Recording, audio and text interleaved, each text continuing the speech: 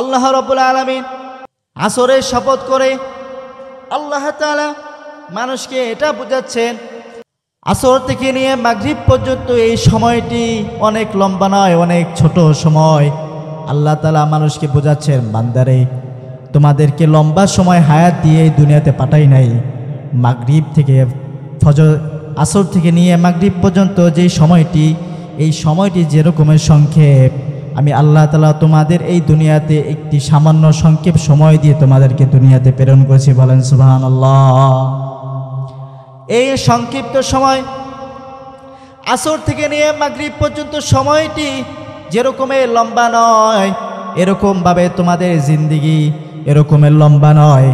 সময়গুলো নষ্ট করে দিলে খেলতামাশার ভিতরে, সময়গুলো নষ্ট করে দিলে টিকটকের ভিতরে, সময়গুলো নষ্ট করে দিলে খেলতামাশা আর সিনেমা নাটক থিয়েটারে, সময়গুলো নষ্ট করিলে চাঁদাবাজি, ইয়াবা টেন্ডারবাজি আর গাঁজা মদ হিরোইনের ভিতরে। সময়ের দিকে লক্ষ্য করলে না, সময় খুব সংক্ষেপ তোমাদেরকে দেওয়া হলো। এই জিন্দেগিতে তোমার সময় চলে গেল আর তুমি অটোমেটিকভাবে তুমি মৃত্যুর মুখে দ্রুত ধাবিত হয়ে গেলে। মৃত্যু যখন এসে পড়লো তখন কালিমাটাও পড়তে পারলে না। এই জন্য আল্লাহ তাআলা মানুষকে কেমন ভালোবাসে, আল্লাহ বলছেন বান্দারে সময়ের গুরুত্ব দাও, কারণ এই সময়ের ভিতরে তোমার হায়াত নামক জিন্দেগি রয়ে গিয়েছে। বলেন সুবহানাল্লাহ। এক ব্যক্তি সূরা আসরের তাফসীর বুঝতে পারছিলেন না।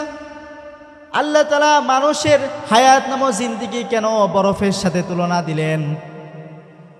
ওই ব্যক্তিরা যখন সূরা আসরের তাফসীর বুঝতে পারলেন না, তখন ইমাম ফখরুদ্দিন রাজি তিনি তার তাফসীরে গ্রন্থের ভিতরে এই ঘটনাটি এনেছেন।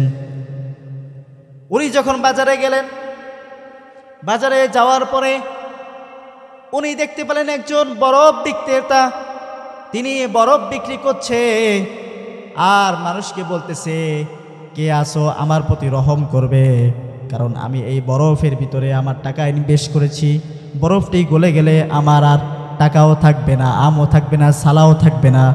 সুতরাং কে আছো, আমার প্রতি একটু রহম করবা, আমার প্রতি দয়া করে রহম করে এই বরফটা কিনে নিয়ে যাও, তাহলে আমার ইনভেস্টে যে টাকাটা আমি চালান করেছি এই টাকাটাও থাকবে, নইলে আমার বরফটাও চলে যাবে, আমার টাকাটাও চলে যাবে।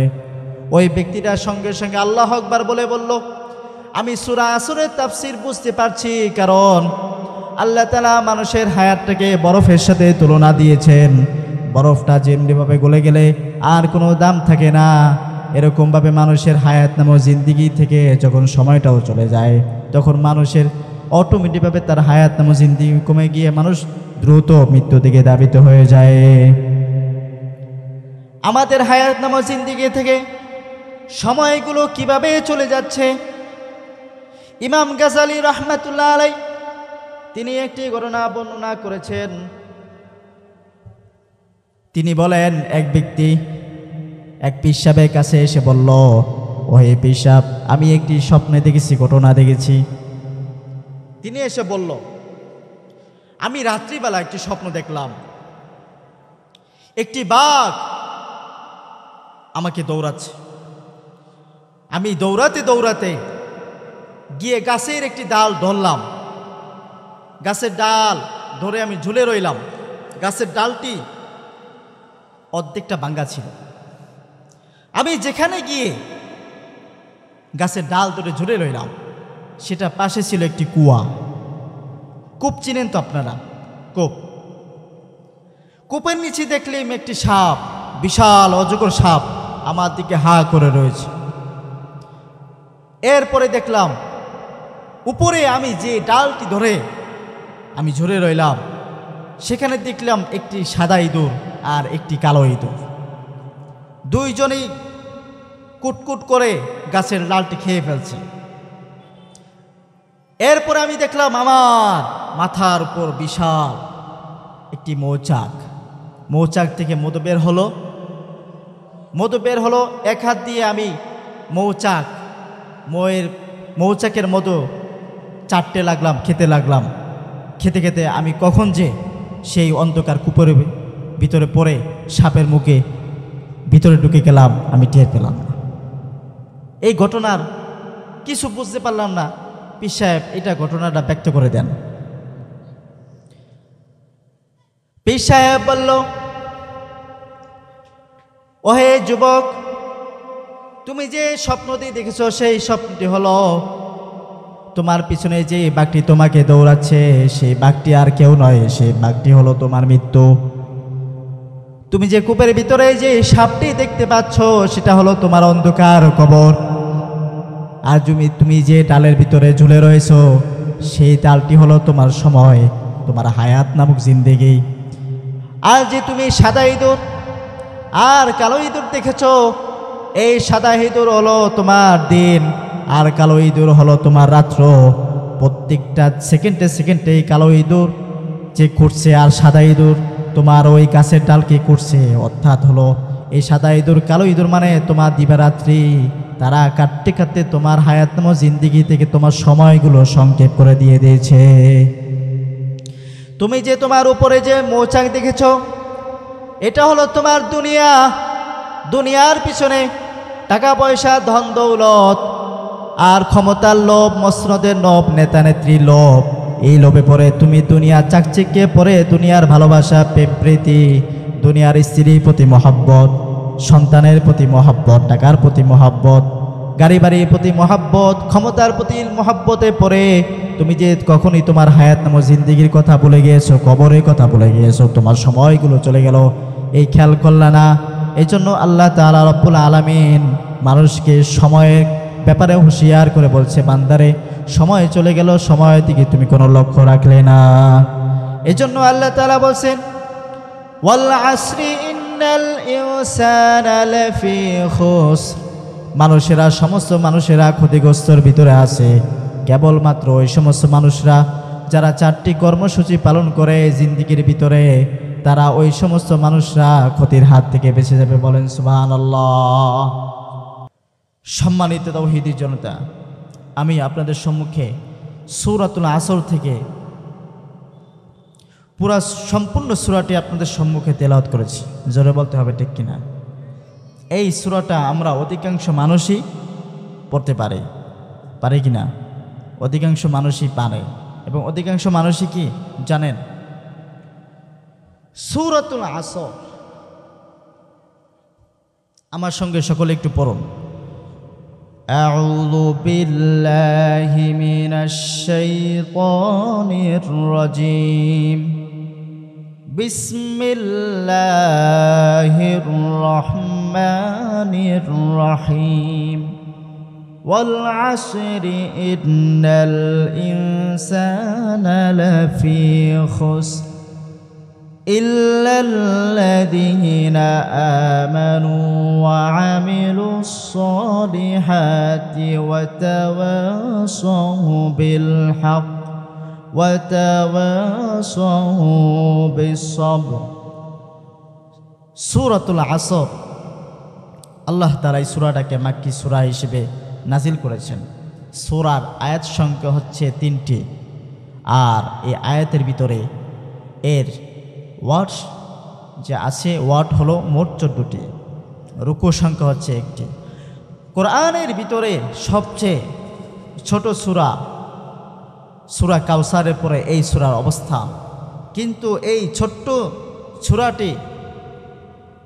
সূরাটি এত ছোট হলেও এই সূরার ভিতর আল্লাহ তাআলা এত সুন্দরভাবে মানুষের সফলতা আর বিফলতার মানদণ্ড নির্ণয় করে দিয়েছেন। বলেন সুবহানাল্লাহ। সংক্ষেপে আল্লাহ তাআলা দুনিয়া এবং ইহকাল পরকালীন মুক্তি মানুষের কিভাবে হবে, মানুষ যেটাকে সফলতা বলে সেটা কি আসল সফলতা না প্রকৃত সফলতা কোনটা, সেটা আল্লাহ তাআলা মানুষের জন্য সুন্দরভাবে আল্লাহ তাআলা মেসেজ দিয়ে দিয়েছেন সূরাতুল আসরের ভিতরে। বলেন সুবহানাল্লাহ। এই সূরাটি ছোট হলেও ইমাম শাফি রহমাতুল্লাহ আলাইহি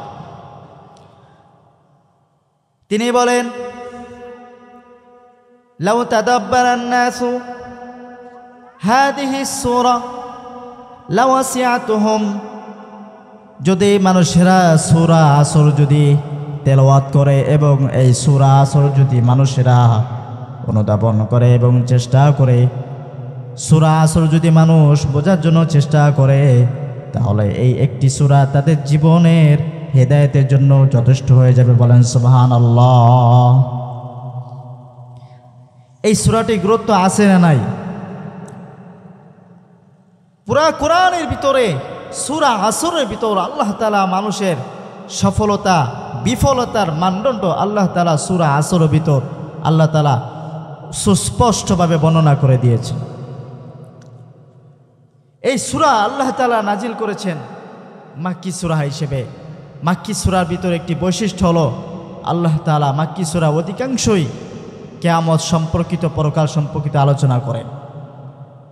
সূরা আসর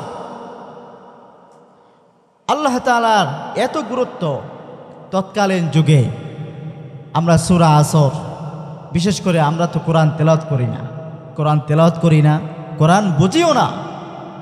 জোরে বলতে হবে ঠিক কিনা? বরং কোরআন বুঝি না, কোরআন বোঝার চেষ্টাও করি না, নিজের ছেলে সন্তানকে কোরআন বুঝাই না। নিজের মেয়ে, নিজের ছেলে সন্তান ফেসবুক, টুইটার, মেসেঞ্জার, ফেসবুকে ঘন্টার পর ঘন্টা সময় নষ্ট করে, কিন্তু আমার ছেলে সন্তানকে আমি কোরআন বোঝানোর মতো কোনো চেষ্টাও করি না। জোরে বলতে হবে ঠিক কিনা? কিন্তু তৎকালীন যুগে হযরত আমর ইবনে আস রাদিয়াল্লাহু তাআলা আনহু তিনি কাফের থাকা অবস্থায় তিনি বুঝতেন এই কোরআনটি সম্পূর্ণ সত্য, এই কোরআনের ভিতর কোনো ভুল নাই। যখন এই সূরাটি সূরাতুল আসর যখন নাজিল হলো, আব্দুল্লাহ আমর ইবনে আস তিনি যখন এই সূরাটি শুনতে পেলেন, তখন তিনি এই সূরাটি শোনার সঙ্গে সঙ্গে তিনি মুসাইলামাতুল কাজ্জাবের কাছে চলে গিয়েছিল। যেই মুসাইলামাতুল কাজ্জাব ভণ্ড নবী দাবিদার, যে নবী দাবি করেছিল, মুসাইলামাতুল কাজ্জাবের কাছে গিয়ে আমর ইবনে আস এই সূরাটি তেলাওয়াত করলেন। মুসাইলামাতুল কাজ্জাব বলল, তোমাদের নবীর প্রতি যে সূরাটি নাজিল হয়েছে সেই সূরাটির কথা আমাদের কাছে বলো। হযরত আমর ইবনে আস এই সূরাটি তেলাওয়াত করলেন। এই সূরাটি তেলাওয়াত করার পরে ওই ভণ্ড নবী মুসাইলামাতুল কাজ্জাব বলল, আমিও নবী, আমার প্রতি আরেকটি সূরা নাজিল হয়েছে। বলেন নাউজুবিল্লাহ। হযরত আমর ইবনে আস বলল, আচ্ছা, তোমার প্রতি যে কোরআনটি নাজিল হয়েছে সেই সূরাটি তুমি আমাদের কাছে বলো, আমার কাছে বলো, আমি একটু শুনতে পাই কিনা। ওই ভণ্ড নবী মুসাইলামাতুল কাজ্জাব তখন এই সূরাতুল আসরের পরিবর্তে আরেকটি সূরা বানাইয়া বলল। সূরাটির সার সংক্ষেপ হলো, মুসাইলামাতুল কাজ্জাব বলল, শোনো, আমার সূরা হচ্ছে এইভাবে আল্লাহ তাআলা নাজিল করছেন, ইয়া ওয়াবারু ইন্নামা আনতা উযুনানি ওয়া সাদরুন ওয়া সাইরুকা হাকরুন ওয়া ফাকরুন। জোরে বলেন নাউজুবিল্লাহ। ইয়া ওয়াবারু মানে বড় বিড়াল, হে বড় বিড়াল, হে বড় বিড়াল।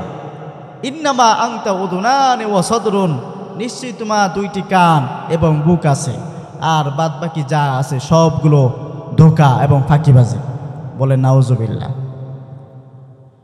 আমর ইবনে আস রাদিয়াল্লাহু তাআলা আনহু তিনি বুঝতে পারলেন ভণ্ড নবী মুসাইলামাতুল কাজ্জাব বলল, দেখো, আমি সূরাটি তিলাওয়াত করেছি, তুমি বলো আমার সূরাটি কেমন হয়েছে।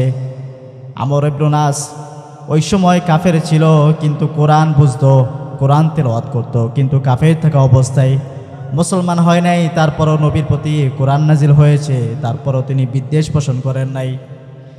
সেই সময় আমর ইবনে আস বলল, ওয়াল্লাহি ইন্নী আ'লামু ইন্নাকা তাকদিবু।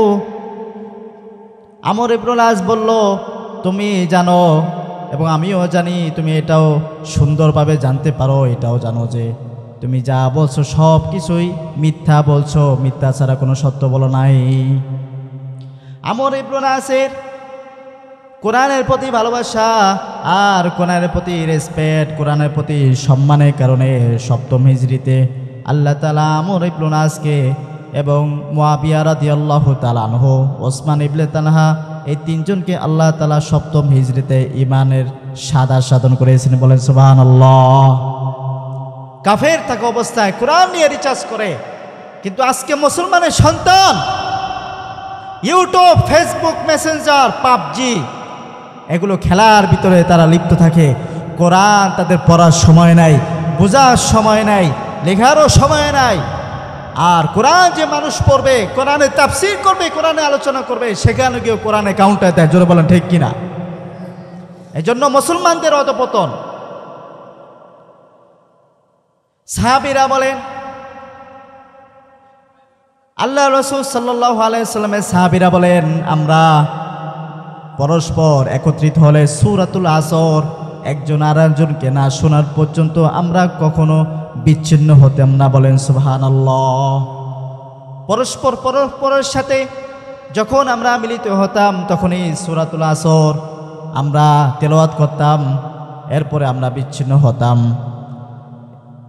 সম্মানিত তাওহীদি জনতা, সূরাতুল আসরে এত তাৎপর্য, এত গুরুত্ব আল্লাহ রাব্বুল আলামিন বুঝিয়েছেন। সাহাবায়ে কেরামরা সূরাতুল আসরের প্রতি এত গুরুত্ব দিয়েছেন, এত মহব্বত করেছেন, যার কারণে তারা পরস্পর যখনই সাক্ষাৎ করত, সবার আগে সূরা আসর তাদের তেলাওয়াত করে শুনিয়ে দিত। বলেন সুবহানাল্লাহ। সূরাতুল আসর খুব সংক্ষেপ, 14টি ওয়ার্ড, 14টি শব্দ, কিন্তু আল্লাহ তাআলা এখানে মানুষের সমস্ত সফলতা বিফলতার কথা আল্লাহ তাআলা উল্লেখ করে দিয়েছেন। মূল আলোচনায় চলে যাই। আল্লাহ তাআলা বলছেন, ওয়াল আসর ইন্নাল ইনসানা লাফি খুসর। আল্লাহ তাআলা শপথ করেছেন ওয়াল আসর, আসরের সময় শপথ। ইন্নাল ইনসানা লাফি খুসর, সমস্ত মানুষেরা ক্ষতির মধ্যে আছে, কেবলমাত্র শুধুমাত্র ইল্লা ওই সমস্ত মানুষরা যারা দুনিয়াতে বসে, এই দুনিয়াতে বসে যারা 4টি কর্মসূচি পালন করবে, আল্লাহ তাআলা বলছেন ওই সমস্ত মানুষগুলো ক্ষতির হাত থেকে বেঁচে যাবে। বলেন সুবহানাল্লাহ। 4টি কর্মসূচি যারা পালন করবে, এই 4টি কর্মসূচি ব্যতীত অন্য যারা মানুষ আছে, এই 4টি কর্মসূচি যারা পালন করবে না, তারাও যদি কোটি কোটি টাকা, বিলিয়ন মিলিয়ন অর্থ সম্পদ থাকে, তারপরও তারা ক্ষতির ভিতরে আছে। যারা 4টি কর্মসূচি পালন করবে, যদিও তাদের টাকা পয়সা না থাকে, গরিব অবস্থায়ও থাকে, খাবার খেতে পারে না, এক মুঠো ভাত জোগাড় করতেও তাদের অবস্থা খারাপ হয়ে যায়, কিন্তু যারা নিজেদের জীবনে এই 4টি কর্মসূচি পালন করবে, আল্লাহ তাআলা বলেন ওই সমস্ত মানুষরা দুনিয়া এবং ইহকাল পরকালে উভয় জগতে তারা সফল কাম হয়ে যাবে। বলেন সুবহানাল্লাহ। 4টি কর্মসূচির 1 নাম্বার হলো ইল্লাল্লাযীনা আমানু ওয়া আমিলুস সালিহাত। 1 নাম্বার হলো ঈমান আনতে হবে, 2 নাম্বার হলো ঈমান আনায়ন করার সঙ্গে সঙ্গে সৎ আমল করতে হবে। নেক আমল করলে আল্লাহ তাআলা বলছেন প্রথম নাম্বার 2টা কর্মসূচি হলো, 1 নাম্বার হলো ঈমান, তারপরে হলো আমল। জোরে বলতে হবে কয়টি? 1 নাম্বার হলো ঈমান, আর একটা আমল। 2টি কর্মসূচি, আর 2টি কর্মসূচি হলো সমাজ, সোসাইটি, রাষ্ট্রের ভিতর। আর যে 2টি কর্মসূচি সেটা হলো ওয়াতাওয়াসাউ বিল হাক্কি ওয়াতাওয়াসাউ বিস সাবর। মানুষকে ন্যায়ের কথা তাদেরকে দাওয়াত দিবে, অন্যায়ের বিরুদ্ধে প্রতিবাদ করবে, ন্যায় কথা বলবে, নিজে ন্যায়ের পথে চলবে, মানুষকে ন্যায় দাওয়াত দিবে, হকের দাওয়াত দিবে, ন্যায় সঙ্গত কথা বলবে। আর এই ন্যায় কথা বলার পরে মানুষ যে ঠাট্টা বিদ্রূপ করবে, বিভিন্ন ধরনের কথা বলবে, তখনই মানুষগুলো সবর করবে। এই 4টি কাজ যারা করবে, দুনিয়ার ভিতরে মানুষ যদিও তাদেরকে সম্মান না দেয়, যদিও সমাজের ভিতরে অবহেলায় থাকে, যদিও কালো হয়, বেটেও হয়, সমাজের ভিতরে অবজ্ঞার মানুষও হয়, কিন্তু যদি এই 4টি কর্মসূচি পালন করে, আল্লাহ তাআলা বলছেন ওই সমস্ত মানুষগুলো সফল কাম। বলেন সুবহানাল্লাহ। তাহলে 1 নম্বর হলো কি? ঈমান 1 নম্বর। 2 নম্বর হলো আমলে সলেহা, দ্বিতীয় নাম্বার হলো ওয়াতাওয়াসাউ বিল হক, ন্যায় সঙ্গত কথা বলা। আর চতুর্থ নাম্বার হলো ধৈর্য ধারণ করা, বিপদ আপদে ধৈর্য ধারণ করা। ইমানের প্রতি, ইসলামের প্রতি থাকার পরে হামলা মামলা, ঘুম, বিভিন্ন কটূক্তি সহ্য করতে হবে। জেলের ভিতরে গিয়ে জুলুম অত্যাচার সহ্য করতে হবে। চাই সে আলেম হোক অথবা সাধারণ মুসলিম তাওহীদি জনতা হোক, কষ্ট সহ্য করতে হবে। এই কষ্ট যারা সহ্য করবে, আল্লাহ বলছেন এই 4 শ্রেণীর কর্মসূচি যারা পালন করবে তারা সমস্ত ক্ষতির হাত থেকে বেঁচে যাবে। বলেন সুবহানাল্লাহ। সূরাতুল আসর, এই সূরাটা যখন নাজিল হলো তখন মক্কার আবু বকর সিদ্দিক রাদিয়াল্লাহু তাআলা আনহুর সাথে কালাদা ইবনে উসাইদের সম্পর্ক ছিল, ঘনিষ্ঠ বন্ধুত্বের সম্পর্ক ছিল। কালাদা ইবনে উসাইদ কাফের থাকা অবস্থায় আবু বকর যখন ইসলাম গ্রহণ করলো তখন আবু বকরকে বলল, আবু বকর তুমি তো ব্যবসায়ী ছিলে, সমাজের ভিতর মক্কার ভিতর প্রতিপত্তি ছিল, বড়লোক ছিলে, ধনী ছিলে। ইসলাম গ্রহণ করার পরে তুমি তো খয়রাতি হয়ে গিয়েছ। ইসলাম গ্রহণ করে তুমি তো ক্ষতির ভিতরে চলে গিয়েছ। তোমার এই দুনিয়ার সম্পদ হয়ে গেল, আর তুমি তোমার বাপ দাদার ধর্ম তুমি পরিত্যাগ করেছো, চেঞ্জ করেছো। এই জন্য তুমি এই দুনিয়াতে তোমার সব কিছু গেল, তুমি তো বরবাদ হয়ে গেলে, তুমি তো ক্ষতিগ্রস্ত হয়ে গেলে। হযরতে আবু বকর বলল, হে কালাদা ইবনে উসাইদ, ওহে নির্বোধ ব্যক্তি, যারা আল্লাহ এবং তার রাসূলের প্রতি ঈমান আনয়ন করে না, দুনিয়াতে তারা সম্পদশালী হতে পারে, লক্ষ লক্ষ টাকা তাদের হতে পারে, বিজনেস হতে পারে, লক্ষ লক্ষ টাকা তাদের ইনভেস্ট হতে পারে, কিন্তু যারা আল্লাহ এবং তার রাসূলের প্রতি ঈমান আনে নাই, তারা দুনিয়াতেও ক্ষতিগ্রস্ত এবং আখিরাতে ক্ষতিগ্রস্ত। সুবহানাল্লাহ। আরো জোরে বলেন না সুবহানাল্লাহ। ক্ষতির কথা বলতে গিয়ে আবু বকর সিদ্দিক রাদিয়াল্লাহু তাআলা আনহু যখন এই কথাটি বললেন, আল্লাহ তাআলা সঙ্গে সঙ্গে সূরা আসর নাজিল করে দিলেন। আল্লাহ তাআলা সূরা আসর নাজিল করে বললেন, ওয়াল আসর ইন্নাল ইনসানা লাফি খুসর। আল্লাহ বলছেন যুগের শপথ, সমস্ত মানুষেরা ক্ষতিগ্রস্তের ভিতরে আছে, কেবলমাত্র যারা ঈমান আনয়ন করে নেক আমল করে তারাই ক্ষতির হাত থেকে বেঁচে যাবে। বলেন সুবহানাল্লাহ। আল্লাহ তাআলা সূরা আসর, ওয়াল আসর, এখানে আল্লাহ তাআলা শপথ করেছেন। আগে আল্লাহ তাআলা ওয়াও এনেছেন, কসম করেছেন, আল্লাহ তাআলা আসরের শপথ করেছেন, অথবা আল্লাহ তাআলা যুগের শপথ করেছেন। যুগের শপথ করে আল্লাহ তাআলা বলছেন সমস্ত মানুষেরা ক্ষতির মধ্যে আছে। এখন একটি প্রশ্ন আসে কিনা, জোরে বলেন, যে আসরের সময় আল্লাহ তাআলা কেন শপথ করলেন আর আল্লাহ তাআলা কেন কসম খেলেন? একটি মাসলা আছে যে মানুষেরা আল্লাহ তাআলা ছাড়া অন্য কারো নামে যখন কসম খায় তখন এটা নাজায়েজ হয়, কাফফারা দিতে হয়।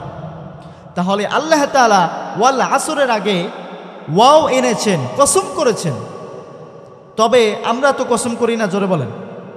মানুষকে বোঝানোর জন্য, ধীরতা অবলম্বন করার জন্য মানুষকে বলি আল্লাহর শপথ, আল্লাহর কসম, কোরআন মাথায় রেখে বললাম আমি এই কাজটা করি নাই, বলে কিনা, জোরে বলেন। তাহলে ওয়াল আসর আমরা শপথ করি মানুষকে কথাটি বোঝানোর জন্য দৃঢ়ভাবে যে আমি এই কাজটি করি নাই। কিন্তু আল্লাহ তাআলা কসম করলেন কেন? আল্লাহ তাআলার কি কোনো জিনিসের কসম করার দরকার আছে? দরকার নাই। তবে আল্লাহ তাআলা কেন কসম করলেন? এখানে প্রশ্ন আসে না নাই? আরেকটি প্রশ্ন হলো, আমাদের কসম আর আল্লাহর কসম কি এক? একটু জোরে বলতে হবে। আমাদের কসম আর আল্লাহর কসম এক নয়। আমরা কসম করি মানুষকে বোঝানোর জন্য, জিনিসটি আমি করি নাই, চুরি করি নাই, চাঁদাবাজি করি নাই, টেন্ডারবাজি করি নাই, জেনা করি নাই, দর্শনও করি নাই, লক্ষ লক্ষ টাকা চুরি করে বেগম পাড়ায় দিয়ে আসি নাই, এই টাকাগুলো আমি আত্মসাৎ করি নাই, আল্লাহর কসম। কিন্তু আল্লাহ তাআলা তিনি কসম করেছেন আমরা তো কসম করলে বলি আল্লাহর কসম, আর আল্লাহ তাআলা যখন কসম করে তখন তিনি করবে কার কসম? আল্লাহর উপরে কোনো কসম আছে? জোরে বলেন, নাই। তাহলে আল্লাহ তাআলা যখন কসম করবেন তখন তিনি কার কসম করবেন? আল্লাহ তাআলা যখন কসম করেন সেই কসমটি মানুষের সাথে সম্পৃক্ত হওয়ার কারণে আল্লাহ তাআলা মানুষকে বোঝানোর জন্য আল্লাহ তাআলা কসম করেন। যেহেতু এখানে আল্লাহ তাআলা মানুষের সফলতা আর বিফলতার কথা আলোচনা করছেন, এজন্য আল্লাহ তাআলা ওয়াল আসর বলেছেন। আল্লাহ তাআলা যুগের কথা বলেছেন, আয় ওয়াল আসর, আয় আদহার। মানুষেরা সমস্ত কাজগুলো যুগের ভিতরে করে। আজকে যে মাহফিলে বসেছি এইটাও একটা যুগ, এই সময়ের ভিতরে করে। আল্লাহ তাআলা এই যা বুঝাতে গিয়ে মানুষ যেহেতু সময়ের ভিতরে আছে আর মানুষের সাথে সম্পর্ক রয়েছে তিনটি জিনিসের। একটি হলো মানুষের সাথে সম্পর্ক রয়েছে সময়ের, মানুষের সাথে সম্পর্ক রয়েছে তার জীবনের, মানুষের সাথে সম্পর্ক রয়েছে তার হায়াতের, মানুষের সাথে সম্পর্ক রয়েছে তার ইতিহাসের। এজন্য আল্লাহ রাব্বুল আলামিন কসম করে বলছেন সমস্ত মানুষেরা ক্ষতিগ্রস্ত, কেবলমাত্র ওই সমস্ত মানুষরা যারা চারটি কাজ করে তারা এই ক্ষতির হাত থেকে বেঁচে যাবে। বলেন সুবহানাল্লাহ। শুধুমাত্র ওই সমস্ত মানুষরা, আল্লাহ তাআলা যাদের কথা বলেছেন মানুষের সাথে সময়ের সম্পর্ক রয়েছে, মানুষের সাথে যুগের সম্পর্ক রয়েছে, মানুষের সাথে হায়াতের সম্পর্ক রয়েছে। যেহেতু এই হায়াত আছে বলে আমরা আছি, এই জীবন আছে বলে আছি। এই জীবন যদি না থাকে তখন আমাদের এই বডিটা থাকবে, লাশ হয়ে থাকবে। এই হায়াত নামও জিন্দিগি আছে আর আমার হায়াতের সাথে সময় আছে। এই কারণে আল্লাহ তাআলা মানুষকে সম্বোধন করে আল্লাহ তাআলা ওয়াল আসর কসম করেছেন। মানুষের সাথে সম্পর্ক রয়েছে ইতিহাসে, হায়াতের, মৌতের, সময়। ওয়াল আসর মানে আয় আদহার, যুগের ভিতরে আমরা যে কাজগুলো করি, আজকে যে কাজগুলো করতেছি যুগের ভিতরে করতেছি। আমরা যে কাজগুলো করতেছি সবগুলো সময়ের ভিতরে। সময়ের ভিতরে না, আমি যে কথাগুলো বলছি এগুলো আমার পাস্ট হয়ে গিয়েছে। আমার প্রেজেন্ট যে কথা বলছি এগুলো প্রেজেন্ট নাই, ফিউচারও নাই, সব কথা পাস্ট হয়ে যাচ্ছে। আমাদের সময়, আল্লাহ তাআলা সময়ের শপথ করেছেন ওয়াল আস আয় দাহার, যুগটা চলে যায় সময়ের ভিতরে। আর সময়ের সাথে মানুষরা সম্পৃক্ত, মানুষের হায়াত সম্পৃক্ত সময়ের সাথে, মানুষের সাথে সময় সম্পৃক্ত। সময় যত চলে যাচ্ছে মানুষ তাদের হায়াত থেকে ছিটকে পড়ে আখিরাতের দিকে দৌড়াচ্ছে। এই কথাটি আল্লাহ তাআলা ওয়াল আসরের ভিতরে বোঝাচ্ছেন। আল্লাহ তাআলা বোঝাচ্ছেন, বান্দারে তোমার জীবনের সাথে তোমার সম্পর্ক রয়েছে সময়ের, কারণ এই সময়ের ভিতরে আমি আল্লাহ তাআলা তোমাকে সৃষ্টি করেছি। সময় যত চলে যাচ্ছে, তোমার হায়াত নামক জিন্দিগি আছে 70 বছর। এই 70 বছরের ভিতরে তোমার জিন্দিগি থেকে 30 বছর চলে গেল, বাকি আছে 30 বছর। যত ঘন্টা চলে যায়, মাস চলে যায়, সেকেন্ড চলে যায়, দিন চলে যায়, রাত্র চলে যায়, দিবারাত্রি চলে যায়। জিন্দিগি থেকে, হায়াত নামক জিন্দিগি থেকে সময় যত চলে যায়, মানুষের জিন্দিগি থেকে সময় যত চলে যাচ্ছে, মানুষ তত দ্রুত মৃত্যুর দিকে ধাবিত হয়ে যাচ্ছে। সেই কথা দিয়ে আল্লাহ রাব্বুল আলামিন বোঝাচ্ছেন। আল্লাহ তাআলা ওয়াল আসর বলে মানুষকে বোঝাচ্ছেন, বান্দারে তোমার জিন্দিগি থেকে তোমার 7 বছর 70 বছর জিন্দিগি থেকে তোমার সময়গুলো চলে যাচ্ছে, কিন্তু তুমি সময়ের দিকে ভ্রুক্ষেপ করলে না। তোমার সময়গুলো চলে গেল তাস খেলে খেলে, সময় চলে গেল ফেসবুকের ভিতরে, মেসেঞ্জারের ভিতরে, তোমার সময় গেল দোকানপাটে, তোমার সময়গুলো চলে গেল দুনিয়া কামাই করতে করতে। কিন্তু তোমার এই সময়গুলো চলে যাওয়ার কারণে তোমার জিন্দিগি থেকে, তোমার হায়াত নামক জিন্দিগিতে চলে যাচ্ছে, এখান দিকে তুমি কোনো খেয়াল রাখলে না। মানুষের সময় যত চলে যায়, তার জিন্দিগি থেকে যতক্ষণ সময় চলে যাচ্ছে, ঘন্টা, সেকেন্ড, মিনিট, দিন, রাত, প্রত্যেক দিন, সপ্তাহ, বছর করতে করতে তার জিন্দিগি থেকে তার হায়াত নামক জিন্দিগি শেষ হয়ে যাচ্ছে। সাপোজ ধরুন আপনার বয়স যদি হয় 40 বছর, আপনার বয়স যদি হয় 60 বছর অথবা 70 বছর, আপনার এখন বয়স চলে কত? ধরেন আপনার বয়স এখন কত? 40 বছর। তাহলে আপনার বয়স যদি 70 বছর হয়ে থাকে তাহলে বাকি আছে আর কয় বছর? জোরে বলতে হবে, কয় বছর বাকি আছে? আর মাত্র 30 বছর বাকি আছে। এই 30 বছর থেকে আপনার সময়গুলো চলে গেল, দিন গেল, রাত গেল, মাস গেল, বছর গেল, সময় চলে গেল।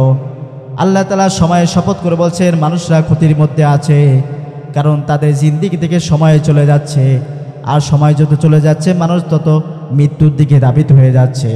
এজন্য আল্লাহ তাআলা মানুষকে বোঝাচ্ছেন, ওহে বান্দারা, তোমার হায়াত থেকে সময় চলে গেল, 40 বছর চলে গেল, 50 বছর চলে গেল।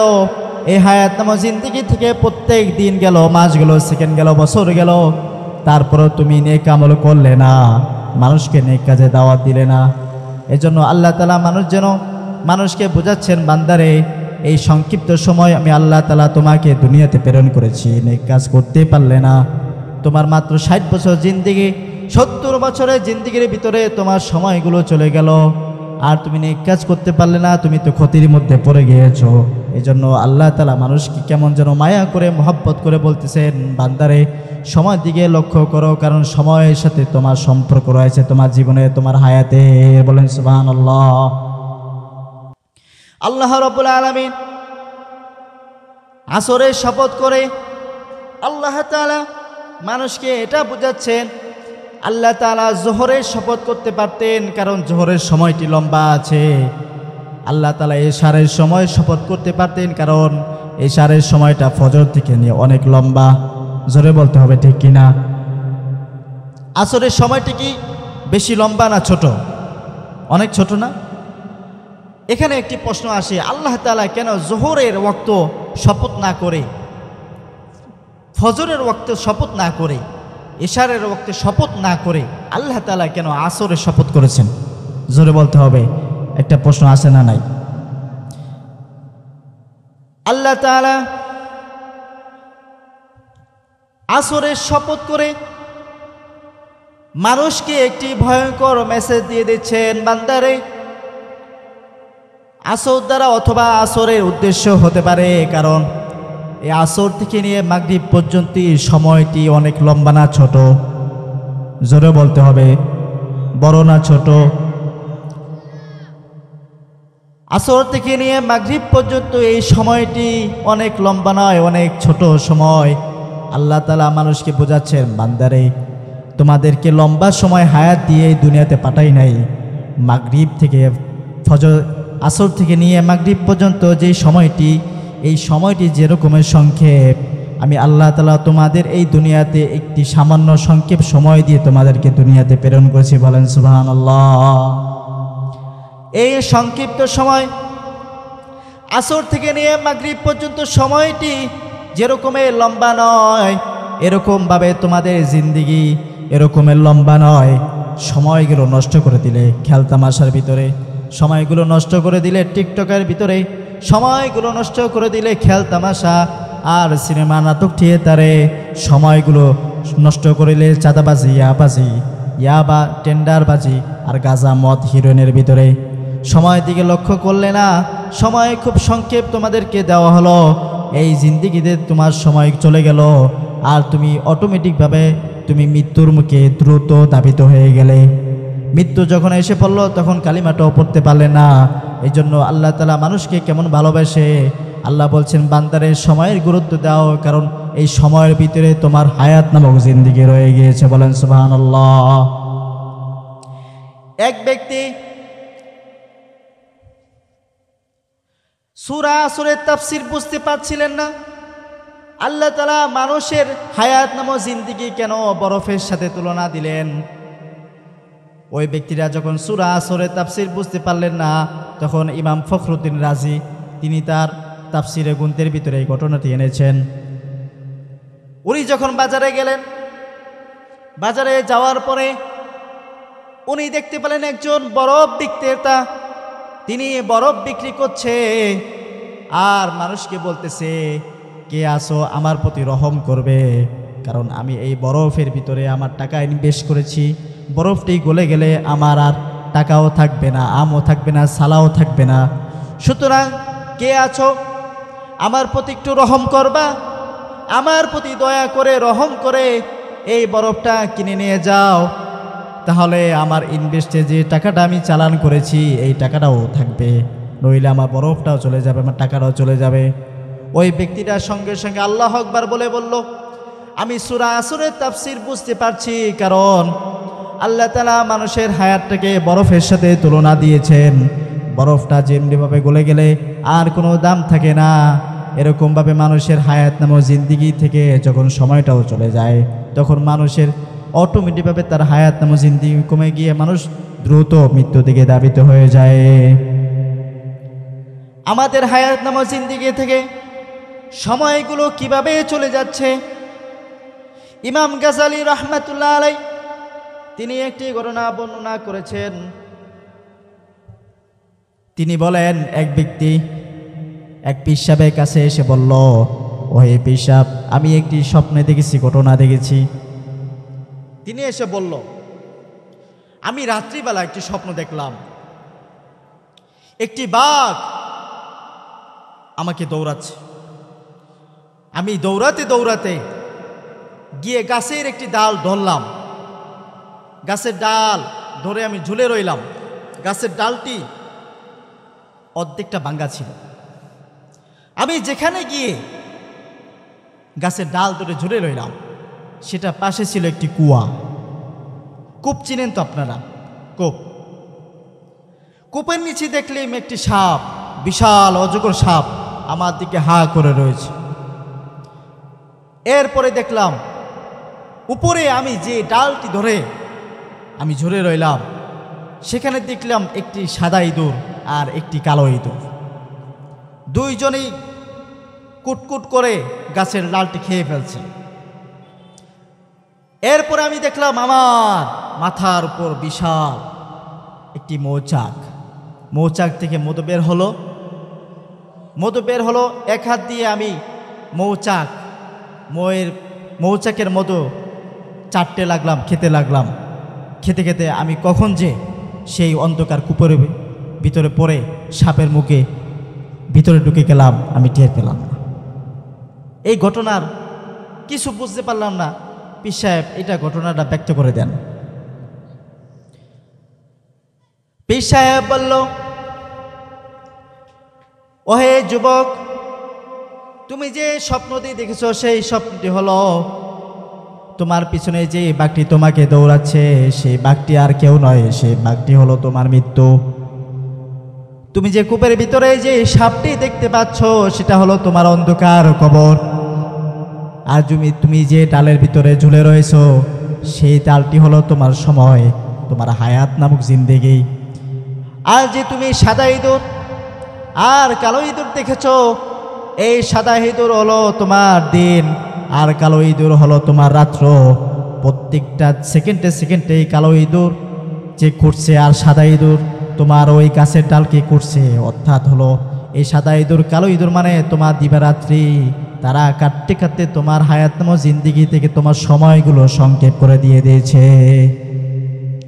তুমি যে তোমার উপরে যে মৌচাক দেখেছ, এটা হলো তোমার দুনিয়া। দুনিয়ার পিছনে টাকা পয়সা, ধন দৌলত আর ক্ষমতার লোভ, মসনদের লোভ, নেতা নেত্রীর লোভ, এই লোভে পড়ে তুমি দুনিয়ার চাকচিক্যে পড়ে দুনিয়ার ভালোবাসা, প্রেম প্রীতি, দুনিয়ার স্ত্রীর প্রতি মহব্বত, সন্তানের প্রতি মহব্বত, টাকার প্রতি মহব্বত, গাড়ি বাড়ির প্রতি মহব্বত, ক্ষমতার প্রতি মহব্বতে পড়ে তুমি যে কখনই তোমার হায়াত নামক জিন্দিগির কথা ভুলে গিয়েছো, কবরের কথা ভুলে গিয়েছো, তোমার সময়গুলো চলে গেল, এই খেয়াল করলা না। এই জন্য আল্লাহ তাআলা রব্বুল আলামিন মানুষকে সময়ের ব্যাপারে হুঁশিয়ার করে বলছে, বান্দারে সময় চলে গেল, সময়ের দিকে তুমি কোনো লক্ষ্য রাখলে না। এই জন্য আল্লাহ তাআলা বলছেন, ওয়াল আসরি ইন্নাল ইনসানা লাফি খুসর, মানুষেরা, সমস্ত মানুষেরা ক্ষতিগ্রস্তর ভিতরে আছে। কেবলমাত্র ওই সমস্ত মানুষরা যারা 4টি কর্মসূচি পালন করে জিন্দিগির ভিতরে, তারা ওই সমস্ত মানুষরা ক্ষতির হাত থেকে বেঁচে যাবে। বলেন সুবহানাল্লাহ। ওয়াল আসরি ইন্নাল ইনসানা লাফি খুসর, সময়ের কথা আল্লাহ তাআলা মানুষকে সম্বোধন করে আল্লাহ তাআলা বলছেন, এরপরে আল্লাহ বলছেন ইন্নাল ইনসানা লাফি খুসর, সমস্ত মানুষেরা ক্ষতির মধ্যে আছে। ক্ষতিটা হলো এমন ক্ষতি যে ক্ষতি থেকে বাঁচার কোনো সম্ভাবনা নাই। এই জন্য সেই যুগের মহিলারা কোরআনকে অনুধাবন করত, কোরআন বুঝত, কোরআনের প্রতি রিচার্জ করত, কোরআনকে ভালোবাসত, তারা তাদের সময়গুলোকে কাজে লাগাতো। আজকে আমাদের হায়াতম জিন্দিগি থেকে সময় চলে যাচ্ছে, কিন্তু আমাদের জিন্দিগিগুলো আমরা কাজে লাগালাম না, নেক কাজও করলাম না, মানুষকে নেক কাজের তো কোনো দাওয়াত দিলাম না। আমাদের জিন্দিগি থেকে সময় চলে যাচ্ছে আর আমরা অটোমেটিকভাবে মৃত্যুর দিকে ধাবিত হচ্ছি, কিন্তু যতই আমরা সময় চলে যাচ্ছে ততই মৃত্যুর দিকে ধাবিত হচ্ছি। কিন্তু আমরা যেই কাজ করলে দুনিয়াতে সফল হব, আখিরাতে সফল হব, এই কাজগুলো করছি না। এজন্য আল্লাহ তাআলা মানুষ কিভাবে সফল হয়, মানুষ কিভাবে বিফল হয়, সেই মানদণ্ড আল্লাহ তাআলা নির্ণয় করে বললেন, বান্দারে সময় যেহেতু চলে যাচ্ছে, এই সময়ের ভিতরে যদি তোমার হায়াত নামক জিন্দিগিকে তুমি কাজে লাগাও, তাহলে তোমার দুনিয়াতেও সফল হবে, আখিরাতেও সফল হবে। সেই কাজটি আল্লাহ তাআলা বললেন, সেই কাজ হলো চারটি কর্মসূচি যদি তুমি পালন করো, তাহলে তুমি ইহকাল এবং পরকাল উভয় জগতে ক্ষতির হাত থেকে বেঁচে যাবে। বলেন সুবহানাল্লাহ। ইন্নাল ইনসানা লাফি খুসর, সমস্ত মানুষেরা ক্ষতির মধ্যে। এখানে আল্লাহ তাআলা মানুষ বলেছেন, মুসলমানদের কথাও বলেন নাই, ইহুদি খ্রিস্টানদের কথাও বলেন নাই, বৌদ্ধদের কথা বলেন নাই। আল্লাহ তাআলা সমস্ত মানুষের কথা বলেছেন।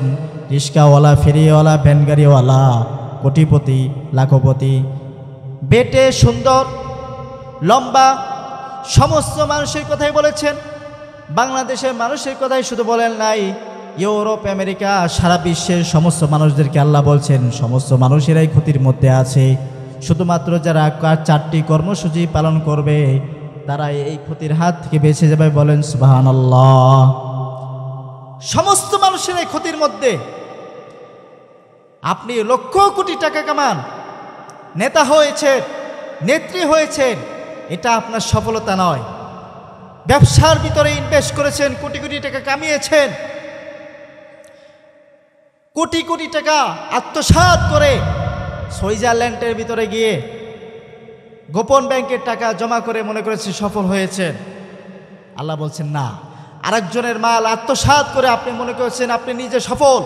আল্লাহ বলছেন না, তুমি সফল নয়, বরং সফল হলো ওই ব্যক্তিরা যারা চারটি কর্মসূচি পালন করবে। বলেন সুবহানাল্লাহ। খুসুর বলেছেন আল্লাহ তাআলা, খুসুর মানুষের নাফা আর নোকসানের বিপরীত হচ্ছে খুসুর। আল্লাহ তাআলা মানুষের সম্বন্ধে এই কথা কেন বললেন, খুসুর কেন বললেন? মানুষ এক খুসুরের ভিতরে আছে।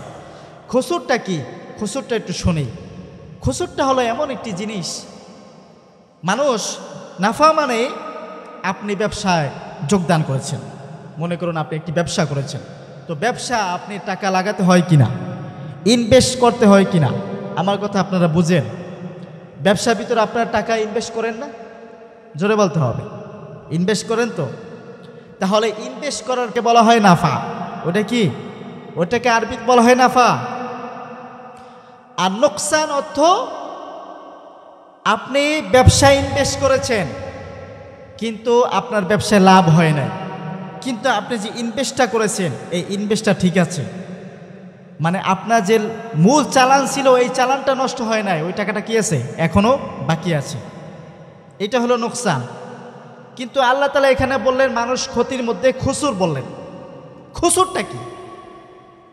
খুসুর হলো এমন একটি জিনিস, খুসুর বলা হয় ব্যবসায় ইনভেস্ট করেছেন, টাকা ইনভেস্ট করেছেন ব্যবসার ভিতরে, কিন্তু ব্যবসার ভিতরে লাভ হয় নাই, আবার এমন লস হওয়া হয়েছে যে টাকাটা ইনভেস্ট করেছেন সেই টাকাটাও শেষ, এটাকে বলা হয় খুসুর। আল্লাহ তাআলা মানুষের সম্বন্ধে খুসুর বললেন, মানে মানুষের আমও নাই, সালাও নাই, ইনভেস্টও নাই, মূল চালাও নাই, সব শেষ হয়ে গিয়েছে। তবে মাত্র যারা চারটি কর্মসূচি পালন করে তারাই ক্ষতির হাত থেকে বেঁচে যায়। বলেন সুবহানাল্লাহ। এই চারটি ব্যবসা যারা করবে, আল্লাহ বলছেন ওই চারটি ব্যবসা যারা করবে তাদের ইনভেস্টগুলো ভালো হবে, নাফাও হবে দুনিয়াতে আর আখিরাতে, সমস্ত জায়গায় তারা নাফা অর্জন করবে। বলেন সুবহানাল্লাহ।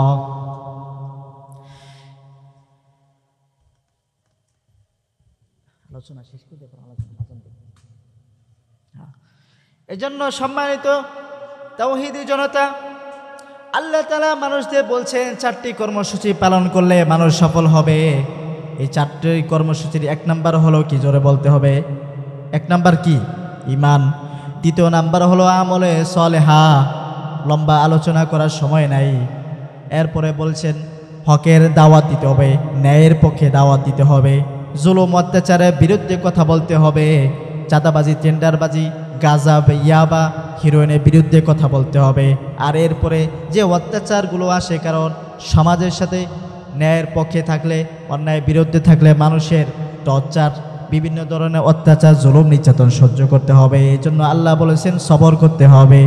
এই 4টি গুণ যারা অবলম্বন করবে, আল্লাহ বলেন তারা ওই দুনিয়াতেও সফল হয়ে যাবে আর এই দুনিয়াতেও সফল হয়ে যাবে। যদিও তাদের টাকা পয়সা না থাকে, সৌন্দর্য না থাকে, এলাকার ভিতরে কোনো প্রতিপত্তিও না থাকে, সমাজের সোসাইটির ভিতরে কোনো যদি তাদের কোনো র্যাঙ্ক না থাকে, পদ পদবিও না থাকে, তারপরও যদি কোনো ব্যক্তি যদি এই 4টি কর্মসূচি পালন করে, কোনো মহিলারাও যদি এই 4টি কর্মসূচি পালন করে, তাহলে সকলেই হেদায়েত পেয়ে যাবে। বলেন সুবহানাল্লাহ।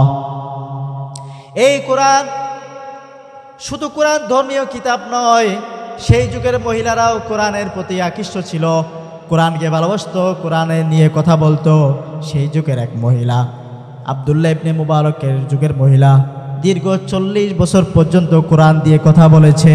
কোরআনের বাহিরে একটি কথাও সে মুখ দিয়ে বের করে নেয়। বলেন সুবহানাল্লাহ। আমাদের যুগের মেয়েরা টিকটক ভিডিও আর টুইটার, মেসেঞ্জার, ফেসবুকের ভিতরে সময় নষ্ট করে দেয়, কোরআন পড়া তাদের সুযোগ হয় না। কিন্তু সেই যুগে মানুষেরা, সেই যুগের মহিলারা কোরআন রিসার্চ করতো, সবসময় কোরআন দিয়ে কথা বলতো। আব্দুল্লাহ ইবনে মুবারকের যুগে, আব্দুল্লাহ ইবনে মুবারক তিনি হজ করতে গিয়েছিলেন। হজ করতে গিয়ে বলেন, আব্দুল্লাহ ইবনে মুবারক বলছে, আমার সাথে এক মহিলা, বৃদ্ধা মহিলার সাথে সাক্ষাৎ হয়ে গেল। আমি মহিলাকে দেখলাম মরুভূমির একটি নির্জন প্রান্তে তিনি বসে রয়েছেন। আমি মহিলাকে সালাম দিলাম। আমি বললাম আসসালামু আলাইকুম। তিনি ওয়ালাইকুম আসসালাম বলেন নাই, সঙ্গে সঙ্গে সে কোরআনের আয়াত থেকে বলে দিল, সালামুন কাওলাম মির রাব্বির রহিম। বলেন আল্লাহু আকবার। সঙ্গে সঙ্গে মহিলা সালামের জবাব দিয়ে দিলেন। আব্দুল্লাহ ইবনে মুবারক কত বড় মুফাসসির ছিলেন, মুহাদ্দিস ছিলেন, তিনি চমকাই গেলেন। মহিলাকে আমি সালাম দিলাম, কিন্তু কোরআনের আয়াত দিয়ে তিনি আমার সালামের উত্তর দিয়ে দিলেন। আব্দুল্লাহ ইবনে মুবারক আবার পরীক্ষা করলেন, মহিলাকে বললেন, ওহে বিদ্যামা, আপনি কোথায় থেকে এসেছেন আর কোথায় যাবেন? মহিলা কোরআন দিয়ে উত্তর দিল, মাই ইউদ্লিলিল্লাহু ফালা হাদিয়া লাহু ওয়া ইয়াযরুহুম ফি তুগয়ানিহিম ইয়ামাহুন। আল্লাহু আকবার। আব্দুল্লাহ ইবনে মুবারক তিনি বুঝতে পারলেন মহিলা পথ হারিয়ে ফেলছে, তার পথ দেখাতে হবে। এরপর আব্দুল্লাহ ইবনে মুবারক বলল, আচ্ছা বুড়িমা, আপনি কোথায় থেকে এসেছেন এবং কোথায় যাওয়ার উদ্দেশ্য করেছেন? মহিলা সঙ্গে সঙ্গে কোরআন দিয়ে তার কথা তিনি রিপিট করে দিলেন। তিনি বললেন, সুবহানাল্লাযী আসরা বিআবদিহি লাইলাম মিনাল মাসজিদিল হারামি ইলাল মাসজিদিল আকসা। জোরে বলেন আল্লাহু আকবার। আব্দুল্লাহ ইবনে মুবারক বললেন, তিনি বুঝতে পারলেন মহিলা মসজিদে হারামে হজ করতে এসেছে এবং তিনি ফিলিস্তিনিতে যাবেন, রাস্তা হারিয়ে ফেলেছেন। আব্দুল্লাহ ইবনে মুবারক মহিলাকে বললেন, আচ্ছা বুড়িমা, আপনি এখানে এসেছেন, উজু করেন কিভাবে? আপনার তো উজুর পানি নাই, কিভাবে উজু করতে থাকেন? বুড়িমা সঙ্গে সঙ্গে কোরআন দিয়ে তিনি উত্তর দিয়ে দিলেন, ফাতায়াম্মামু সাঈদান তাইয়্যিবা। জোরে বলেন আল্লাহু আকবার। আমাদের মহিলারা এই উত্তর দিতে পারবে? আব্দুল্লাহ ইবনে মুবারক বুঝলেন মহিলা এখানে এসেছে তায়াম্মুম করছে, কারণ পানি নাই, পানি না থাকলে তায়াম্মুম করতে হবে। এরপরে আব্দুল্লাহ ইবনে মুবারক তাকে বললেন, মহিলা আপনি এখানে কতদিন আছেন? মহিলা বলল, সালাসা লায়ালিন সাওয়িয়া। আল্লাহু আকবার। আব্দুল্লাহ ইবনে মুবারক বুঝতে পারলেন যে মহিলা এখানে লাগাতার তৃতীয় দিন এখানে অবস্থান করছে।